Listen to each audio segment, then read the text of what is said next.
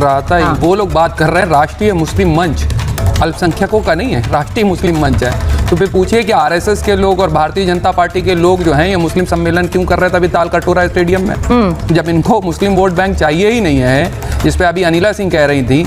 और जो भारतीय जनता पार्टी के लोग हैं तो क्लियर कहते हैं ये बेचारे आरएसएस के लोग जबरदस्ती झंडा फरदार बरदार और चीजें कर रहे हैं, संगठन है ही नहीं। बीच में ना बोल, आपको स्पष्ट बता दें। एक सेकंड मैं आपके संघ और मुस्लिम राष्ट्रीय मंच सांस्कृतिक और सेवा का संगठन है। नहीं, उन्होंने आपका जवाब, रुको जरा, सब्र करो, बोला नहीं चुना जा रहा है और बीच में कौन आ रहा है, आरएसएस के लोग। ये मतलब छुपी हुई बात नहीं है। अरे मोहन भागवत जी स्पष्ट कह चुके हैं भैया।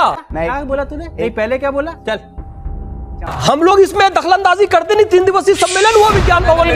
ये तो नहीं, देखो फैज जी, अब ये भी कोई बात नहीं मानेगा ना कि आरएसएस और बीजेपी के बीच राष्ट्रीय अध्यक्ष को लेकर कोई चर्चा नहीं हो रही है। चालक नहीं कोई मानेगा। यदि हमें चुनना होता तो हम तो कब का चुन लिए होते, हमारे मतलब ही नहीं है। ठीक है।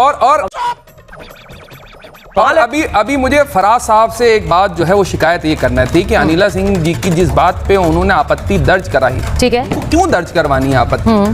उत्तर प्रदेश में दलितों के साथ जो घटनाएं हो रही हैं, उनकी लिंचिंग हो रही है, अपमानजनक बातें उनके लिए करी जाती हैं, ओबीसी समाज के लिए करी जाती हैं और मुसलमान समाज के लिए करी जाती हैं। वो अनिला सिंह जी कोई नई चीज नहीं कह रही, वो वही दोहराती हैं जो ऊपर से उनको आदेश होता है। चाहे वो दलितों के अपमान की बात हो, चाहे अल्पसंख्यकों और खास तौर पर मुसलमानों के अपमान की बात हो, चाहे ओबीसी समाज के अपमान की बात हो। अच्छा, इसका ट्यूशन दिया जाता है जो भैया ट्रेनिंग सेंटर है। अच्छा। वो है नहीं उत्तर प्रदेश में। हमने तो कहीं कहा था, कहीं जूझ चले, कहीं बात बात पर गाली, डबल इंजन की सरकार है बाबा की उत्तर प्रदेश वाली, बजाओ सब मिलकर के ताली।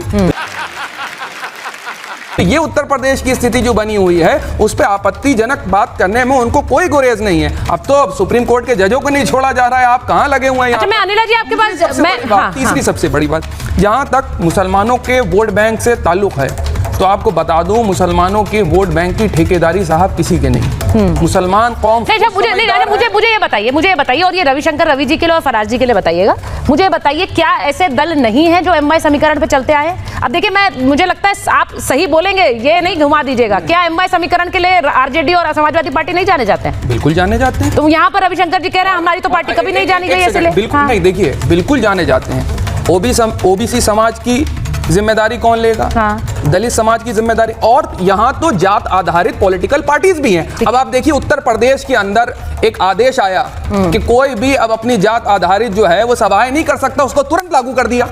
और तब के खुद अब आप क्या करेंगे अनुप्रिया पटेल का, अब आप क्या करेंगे संजय निषाद का? वो खुद नाराज बैठे हुए हैं। क्या एनडीए के अंदर सब कुछ सही चल रहा है? और अभी देखिएगा नहीं चल रहा है भाई। चिराग पासवान वाली बात पे आप आने वाले थे। हाँ ठीक है, आप कह रहे हैं पेज, अरे भाई उनको भी आना पड़ेगा। पेज जो है जब तक गठबंधन रहेगा, गठबंधन में क्रैक्स दिखते रहेंगे। ये बात स्वाभाविक है, ये बात स्वाभाविक है। सुचारता जी आप कह रही थे पेज फंसा हुआ है। बिहार की जनता ने मन बना लिया है कि अब जो है भारतीय जनता पार्टी का पेज टाइट कर देना। मुझे ये बताइए,